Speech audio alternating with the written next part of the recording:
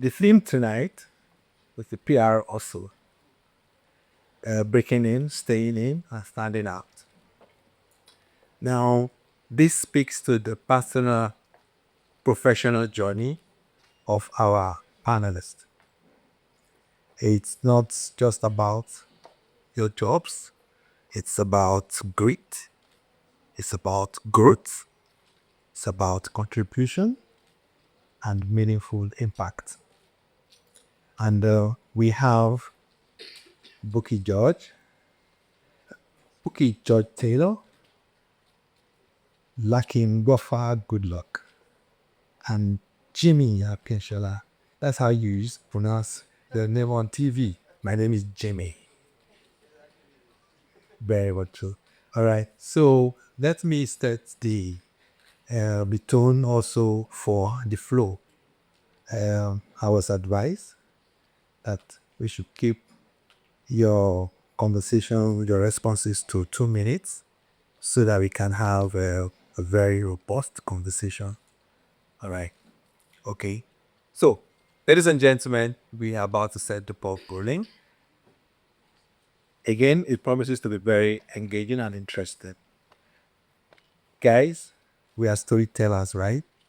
I want you guys to tell this audience your personal stories. I will start. Ladies first. Okay. Ladies first, right? Excellent. Excellent. So, for you, Bukky, you have built one of Nigeria's most respected agencies over nearly 2 decades, right?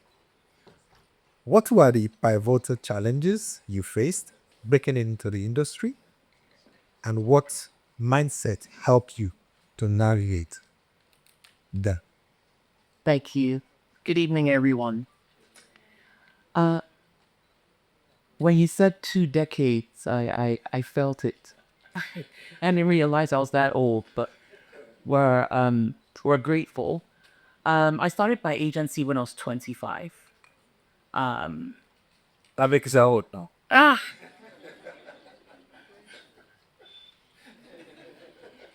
I started when I was 25, and I started in Winnipeg, Manitoba, in Canada. And I was young, I was driven, and luckily for me, my mother was a PR practitioner herself. She graduated with a master's in public relations from Boston University and did quite a lot of work for Nigeria Airways, grant advertising, and the list goes on. So I grew up with media, with press in the house. I saw my mother do campaigns and things like that. So at 25, I decided I wanted to own my own agency. At some point, I started getting a lot of feedback from Nigeria saying, Bukky, there's a movement happening. You know, the country's shifting in the areas of music, art, film, culture. You need to come back home. And so I took a leap of faith and I did. Some of the difficulties that I would say that I faced would be any difficulty that anyone who had returned home has faced. It meant to me that I would need to build relationships, get to know the media. It's like starting all over again. Who are the editors? Who do I need to know? I have to study the landscape. I need to understand what's happening. I need to get clients. I need to open an office. I need to build a team. And you're coming into a market that's completely different from what I was used to. So I think that would have been my major difficulty that I think I took with stride. Because today I can say that I built those relationships, I built that team, I built that agency, I built that client list, and I continue to influence in my industry. But the fact of the matter is that it took work, it took dedication, it took the ability to politic, and all of those things. So I would say building the relationships, because that was what was most important to me when I moved back. Excellent. Thank you. Interesting. So you are a returning. Excellent. Okay. All right. So now to Goodluck, the doctor on the panel, PhD. Many professionals struggle to find their unique voice within the structured environment, right? So, what's your advice for maintaining authenticity while aligning with the corporate brand? Thank you. Good evening, everyone, to our leaders. Thank you for the opportunity. I like that the president, when he was speaking, mentioned PR as a management function at some point, right? What you have asked is more of a culture conversation than opposition. One of the fathers of modern management, Henry Fayol, has 14 principles of management. One of those principles is subordinating individual interest to organizational interest, or you say general interest. If you interpret that by the way it's written, you will think that it's saying that people should shrink themselves, but that's not really what it's saying. It's really about, as you pursue your individual interest, make sure that it's subordinated to the organizational interest. Reason being that if everybody is chasing their personal interest, what happens to the culture of the organization? Now, another I like theories because they help us to explain the situations. Another theory is the psychological contract theory that says that when people come into an organization, they have expectations. Now, these expectations are written codes. The organization has expectations, the people have expectations. So, what you then find is that you have to, first of all, understand what is applicable in that environment before you begin to express your authenticity. I remember when I first joined MTN, I used to go to the office with suspenders, suits, and my GM at the time, who is now with MTN, just called me. He said, you need to tone this down, right? This is not you. And truly, I really didn't want to do it, but I just thought that, okay, as a PR person, you have to, there's this perception that there's a way we need to appear. So I changed, and of course, it became aura for aura. So let's do this casual thing. So the point is, you've got to really understand, because see, the reality is that there are not many things in this world, there are not many arts in this world that are banned in and of themselves. What makes an act bad or good is usually a function of the motive, the intent, and the context, right? So you need to understand where you are if what you're trying to do is acceptable. Typically, authenticity is, there are layers to it, but the easiest one to see will be maybe the way you appear, right? Imagine that, I'm going to be slightly explicit here. A man can wear boxers at home, right? It's acceptable. But imagine that someone comes in through this door wearing boxers. What happens? Everybody's looked at him like, are you all right? The society is already punishing him for going against the expected standard of behavior. So it's not that wearing boxer is bad. It's just that you've worn boxer to an inappropriate setting. So expressing your authenticity, you first of all need to understand the context, right? And understand the acceptable standard of behavior. Understand she mentions on the politics, right? Understand what is obtainable and acceptable in that environment so that your authenticity is not dead before it's even expressed. Excellent. First question. Okay, maybe you didn't know that he's also a lecturer. So he has a lot of theories, and of course, he has the personal space too. For Jimmy, my name is Jimmy. I used to laugh back then. I was like, this guy said. So now you built a personal brand that spans TV, sports, and entertainment. What's been the key to maintaining credibility and resonance across these industries? Good. Is it evening? What is it? Is it good evening, everyone? Is it in Nigeria? Is it in? Good evening, everyone. Thank you very much for taking your time out to actually listen to this not so young boy's thoughts.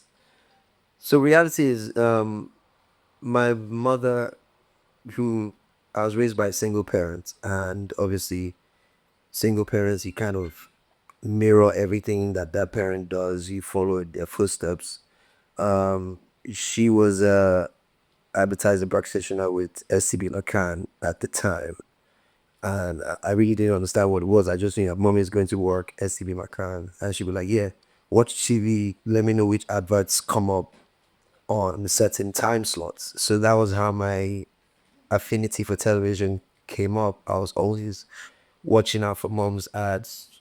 Which adverts are they showing? Is it Omo? Is it okay? So I was always on TV, and that was my background with that. So for me, one thing I noticed about all the ads I watched, it was more about what it was, not what it looked like, not what it exactly was. So in terms of what advertising was, in terms of as a PR tool, it was more about what it looked like than what it really was. So that was what I took from that. So for me, when I, you know, graduated into who I am today, being a brand in itself, the one thing I realized I needed to switch up was being more of what it was, not what it looked like, in terms of having authenticity, but not just having authenticity, but also being able to be consistent with it. A lot of people, will start being something and then along the lines they can't maintain it. So you have to change, or you lose the audience that was with you when you were this type of person. So for me, being able to cut across the different brands that I represented, or being able to speak on behalf of, especially for someone like me, where you have to be, your face is you are the brand. So you have to find that authenticity within you, but consistency is the main thing, because if you're able to stay the course, I give you an example. Like, shall I brag a bit? Yeah. Okay. So I just returned from Cognac, France, where I was taken on a course with Hennessy Global, and they literally took me through a journey of how they maintain the consistency of the brand Hennessy from the 1875, where from the way they harvest the grapes to the maturation process, and of course turning into what we know as Hennessy today. There's a consistency in the manner in which they do it, and that's what actually is their selling point. So in PR, for me, what has been key for me is being maintaining my authenticity, but consistency over the years. If you're able to do that, people don't see how long you've been there. They just know that he's there. It's like nobody cares how long Coca-Cola has been at the brand, but as long as Atoki has it, it's there. So that's been what it is for me. Excellent, excellent. Round of applause for my panelists. So I got something from your conversation. You started your media with media monitoring for your mom.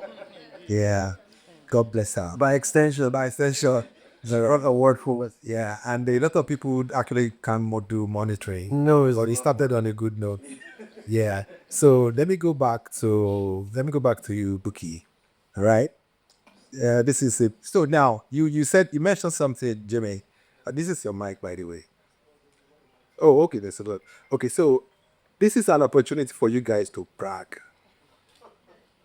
Yeah, I mean, look at it now. The PR also, breaking in. It's all about you. And while you are sharing, you are inspiring someone out there. This is what this is all about. This is the overarching idea. Please brag.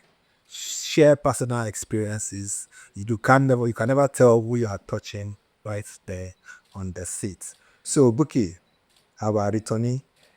Yes, in a crowded and ever-evolving communication landscape, what specific strategies do you recommend for young professionals who want to truly stand out?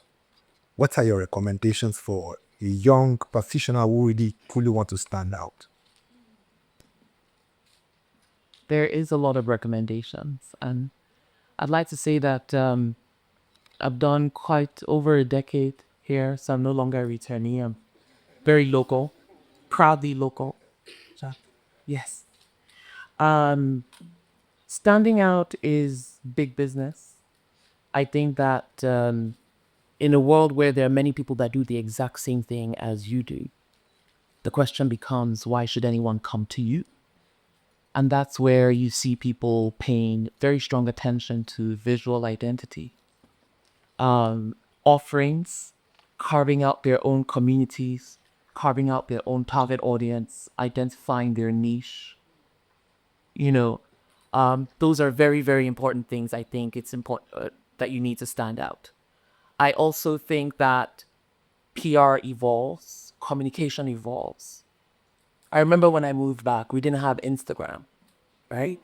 Yeah, it wasn't there. Uh, and I was working in the music industry at the time. There was no streaming as well. We were dealing with Alaba marketers and pirators and everything else, and people selling CDs on streets.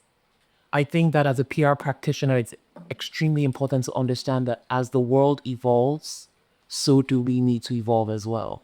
And that's why it's extremely important to pay attention to global trends. Yes, we're proudly African, we're proudly Nigerian, but we need to know what's happening globally in terms of PR and communications and how we're translating that for this market. So to stand out, I would say forever be on trends. I would say carve a niche for yourself. If you're known for everything, you're known for nothing. Uh, if you're lucky like me, you're able to have two different departments, corporate, lifestyle, but I had to work to be able to do that. I had to get or build trust to be able to do that.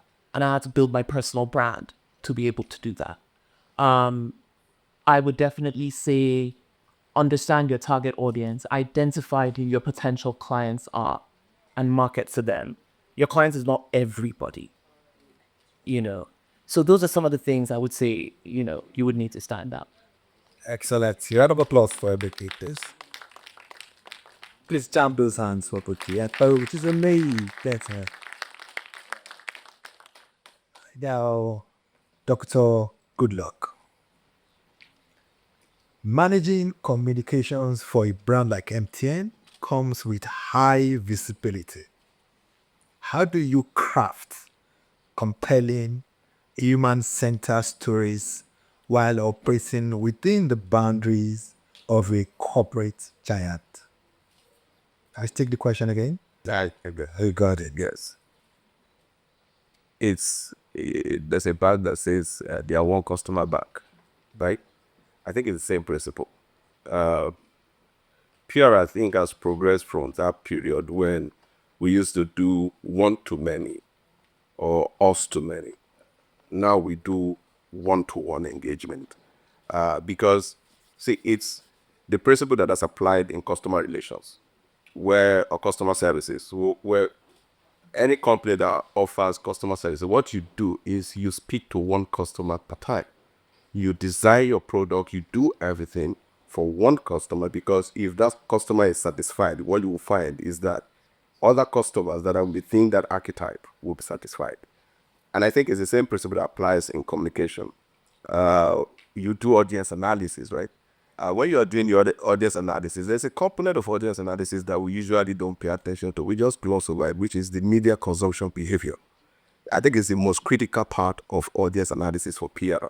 Because if you understand the media consumption behavior, then you'll be able to tailor your message to the audience properly. Again, another theorist, Marshall McLuhan, says that the medium is the message. The medium is the message simply means that the medium determines the way you communicate, because every platform tells you the format and everything that you're going to do on that platform. So you're not going to write the press release for TikTok, right? The platform has already told you how you are going to communicate. So if you do the audience analysis properly, you will find the audience where they are in terms of media consumption behavior, and then you tailor the message to them. If you speak very clearly to one audience, one customer, one individual, what you find is that others will fall in line. So I think that's the way, even as a big brand, that's the way, because your communication is not going to be for everybody every time. So you find the audience that you're speaking to per time and tailor that message to one person, and the rest to get the message. Thank you. Thank you very much. That was short than your first one. Yeah. Jimmy. So now you have been there, and from live broadcasting to red carpets and live stages. Which communication skills from your media career are proven most valuable in building influence and driving visibility? Okay, this is my class, so you're not sharing any. Please brag. Um, Part of my bragging will be giving a shout out to someone I see in the crowd, an OG that has probably known me since I started my journey through storytelling and being aware of situations. Those are the two things that are very key to what has elevated me or given me the opportunity to stand out. A big shout out to Mr. Shegvar Bade, who's in the crowd right now. We also are Sudu Sport. He was with me when I was back in Sports Shack, a restaurant that was in Sule, in Sports Bar, where I happened to be the pool table attendant. Right. But I had the ability to always attract enough customers to the pool table. The pool table wasn't the attraction of the bar. It was people coming to watch football, pepper soup, and their guests. If you know, you know. So for me to be able to command a steady, consistent amount of people coming to the pool table, there must have been an attraction. The attraction was the ability for me to have sat there, watch all the football at once, and while playing pool with them, give them all the information. So this happened, that happened, that happened. So they come to me for information. And that was because I read the room. I understood, okay, the people that come here are all about the sports. Let me give them a full dose while still entertaining them. And in the reality of it, what has helped me stand out is the ability to actually be a good storyteller. But also understanding you have to read the room. As a events host, as an events host or an events compare, or as a hype man in the club, or even just the host of different parties and everything, you have to be able to read the room. You have to understand what is required in every situation before you start telling a story in a particular way. If you're on TV, you have to understand what the metrics are in terms of what the audience wants to see and how the platform that you're on wants to discern that information. For me, being someone that is always with the microphone, I'm tasked with always having to have the right words or be in the right state of mind or have the right personality or energy that will be able to light up a room. But you have to be able to cut across all fields. One of the reasons why a lot of I was at an event recently and Bobby said of the I'm sure you guys know who Bobby is.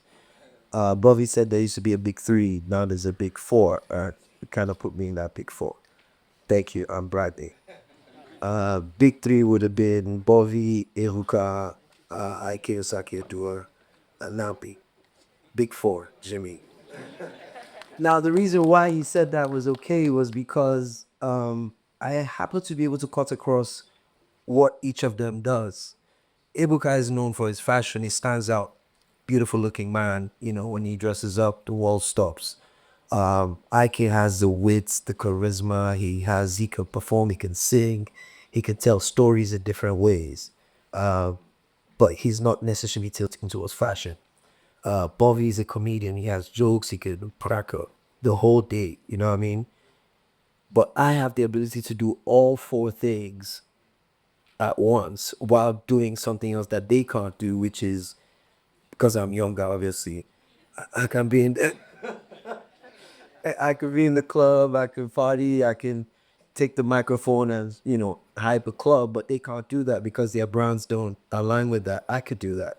Then if you say Jimmy, come speak in front of an audience of PR practitioners that are the best at it, I'm here, right? Okay, yeah. And then if you say go on TV, talk sports, present it as it should be, that's my day job.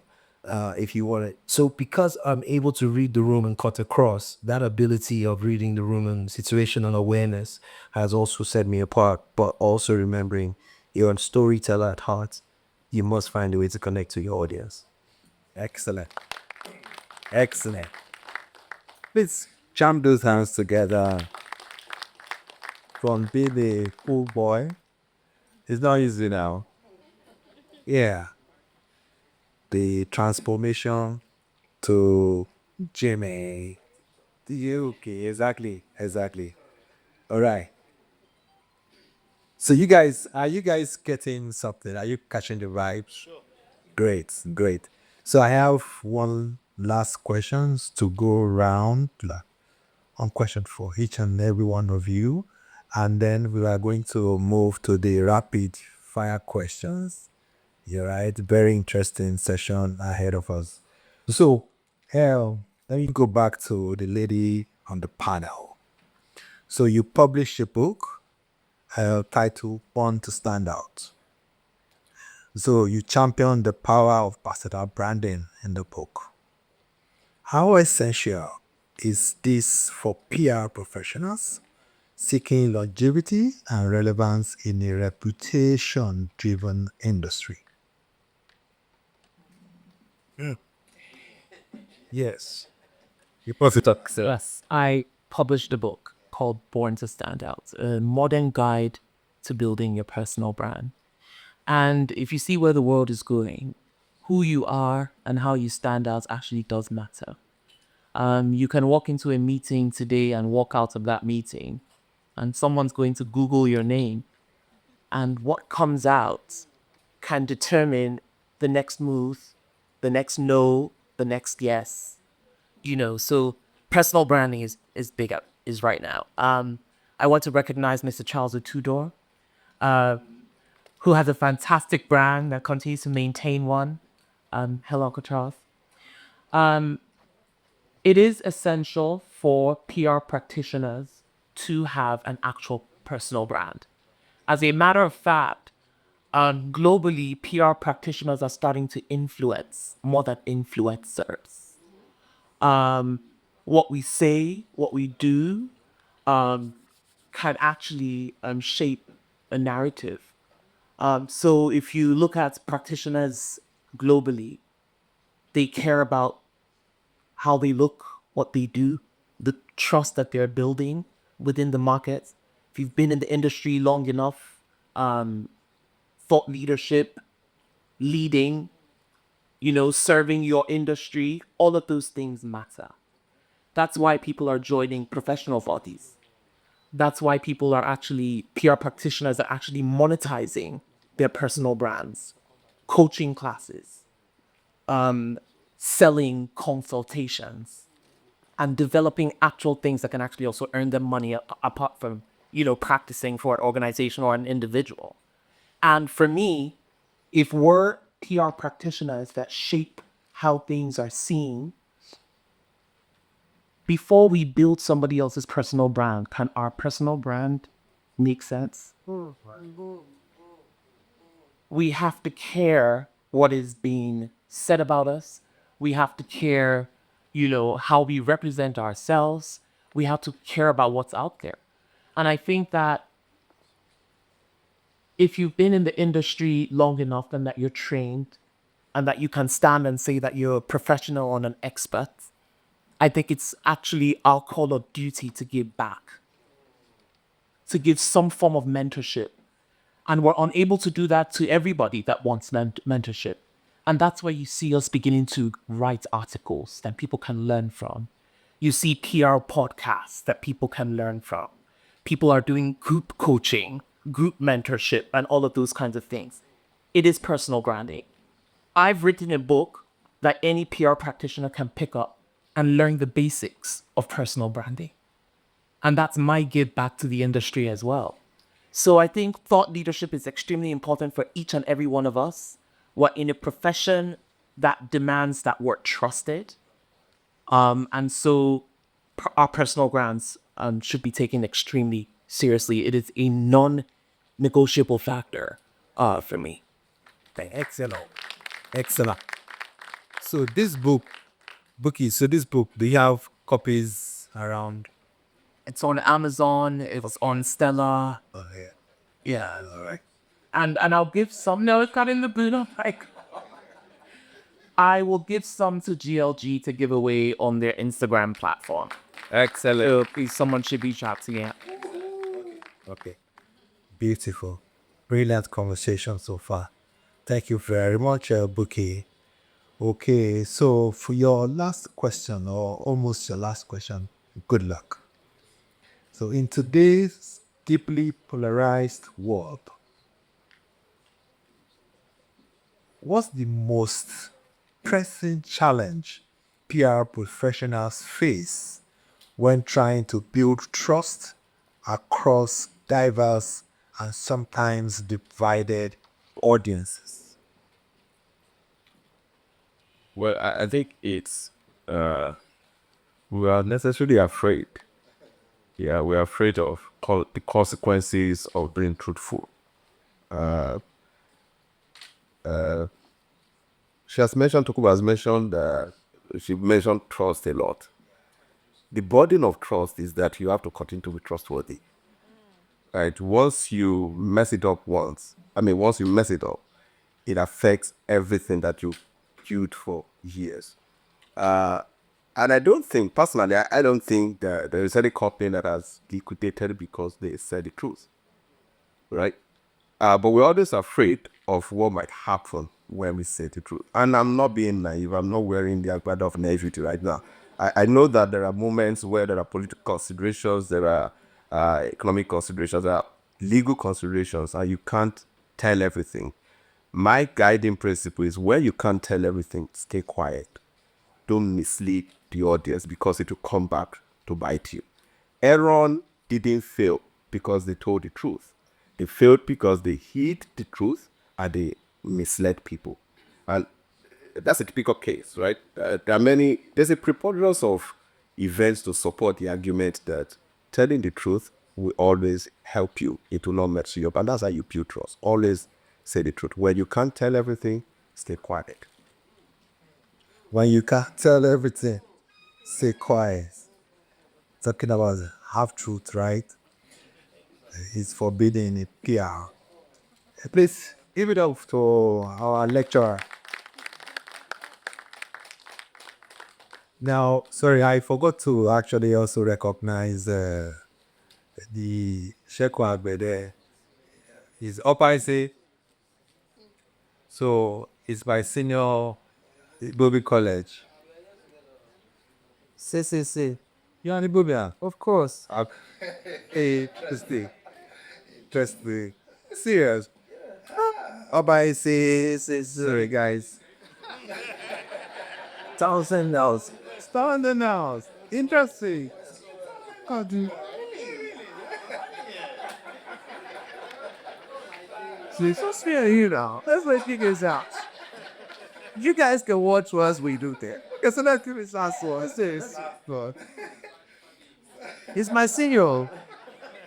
So, in the age of influencer fatigue, yes, sir. How can PR practitioners build more meaningful, long-term collaborations with creators beyond the transaction?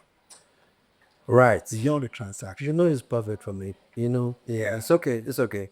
All right, ladies and gentlemen, I am Jimmie James Akinsola. Listen attentively. I've been representing a brand called Hennessy for 15 years now. 2010 was the first time. The first time I got involved with that brand, I was there as the manager of a DJ who is currently running for chairman of Ikoyi local government. Right. So I was his manager. He just got back from the UK. So he didn't have a face or a presence in Nigeria. But I knew the guys that were in charge of Hennessy, and they said they needed a DJ to execute 52 shows across the country for a year. At the time, the deal was going to be worth 7.5 million. They didn't need me. They needed the DJ. But then they got the DJ, but nobody knew who the DJ was. What I'm telling you now is literally how I became a hype man. So because nobody knew who the DJ was and they just needed him to show his presence, they now asked me to keep reminding people who he was on the microphone. So I would get on the mic and be like, yo, ladies and gentlemen, DJ Case is in the house all the way from the UK. They don't know who he is, but because I keep saying it over and over again, what that means to me is after a year of not too many people know who he was, they didn't continue the contract. But they hired me to continue making noise for whoever they brought on. So this is literally how I became a hype man. At that time, my brand affiliation with the brand was just come and make noise in the club so people know who's there. Fast forward to today. 15 years down the line, I'm still representing the brand Hennessy, but not as a hype man, but I'm representing the brand in totality. To the point where they've taken me to the home of their brand in Cognac, not once but twice, to give me a proper orientation of what the brand is about. The reason why I gave this little story is because creatives and influencers are not billboards that you just go and put up your adverts and leave it there. You have to create, it's a long-term project. You have to carry them along to understand exactly what your brand is about. So if you're recommending an influencer to any brand, don't just recommend them based on, oh, he has numbers, just put it on his page, just post that flyer there. There must be some organic connection with the brand. If you don't have it over time, start creating it and have that affinity with that person. If you create that connection between the brand and the individual, then the followers of that brand see the authenticity, and ultimately they will be seeing the truth behind the brand, in line with what he said as well, because when you're telling the story, you're telling it from a place of honesty and people see the authenticity of what you're saying. I've mentioned Hennessy a couple of times. There's Hennessy pretty you can't get some outside because authentically it's literally the best one. So my point is, don't see creatives as billboards where you just need to communicate your publicity drive with. Try and build the affinity with them. Build with them from ground zero. Let them understand what the brand is about. Embed them in the entire story of the brand. That would help create the right kind of affinity for it. Awesome, awesome, awesome, awesome. Very illuminating. Jimmie, thank you for that. I guess you spoke from the heart, from This this. is the up I say that made my Up I say, see. Yeah, chop local. Make it pepper them with the sweet sauce. It depends. Yeah. Okay, so now we are at this on this rapid fire question for a quick, short responses, maybe a word or two. So okay. Now, one each. Ladies first, right? No, not this time. Not this time. So not this time. Okay, so let me start from the professor. Good luck. Press release or podcast? Both, depending on. No, choose one. Choose one. He was gonna say that. Choose one. It's difficult for me because you are talking about rapid fire questions. I really can't, because I work in telecoms, right? And I know the number of a population of people that use smartphone, right? Sometimes we live in Lagos and we live in our bubbles and we think that all Nigerians consume podcasts. No. So when I need to talk to people in the rural areas, it's all going to be podcasts, right? It might actually be a radio script. So it's difficult for me to pick. And most times you're not always talking to people that use podcasts. See, Prof, you are being like a prof. It's a simple question.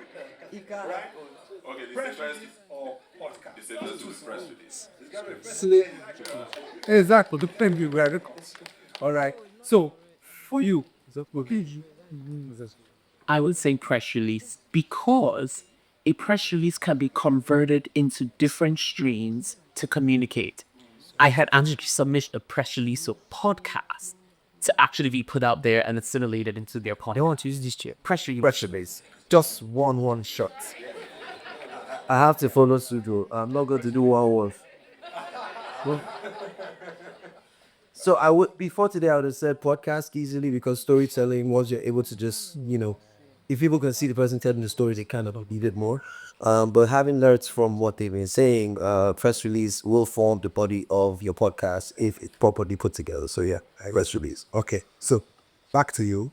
One word your team would use to describe you. This. Intentional. I don't need to explain it, do I? No, you don't. It's a kid, bro.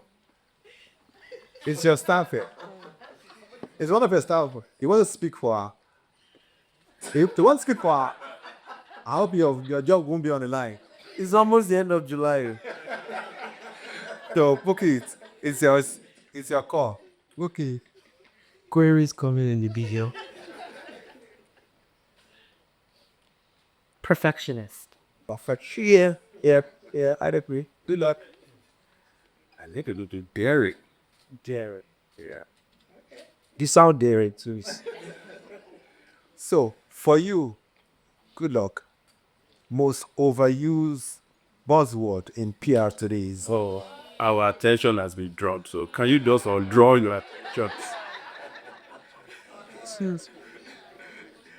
I think we should do less of our attention has been drawn to. okay. Here. Everybody. People that are making noise somewhere say that they're PR professionals. Yeah. So PR in itself, the word, for me, is overflowed. Yeah.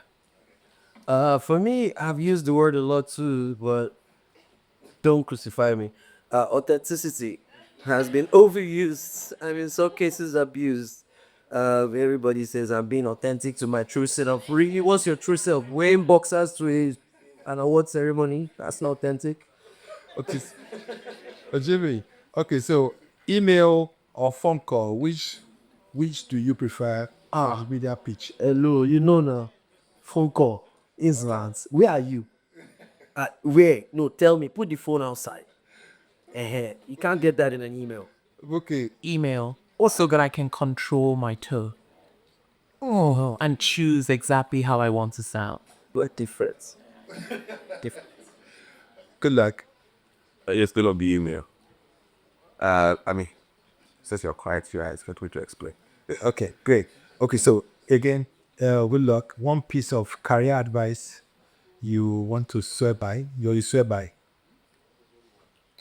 Excellence. Strive for excellence, because I always say this, that in the rooms where you are not present, ask the question, who will speak for you?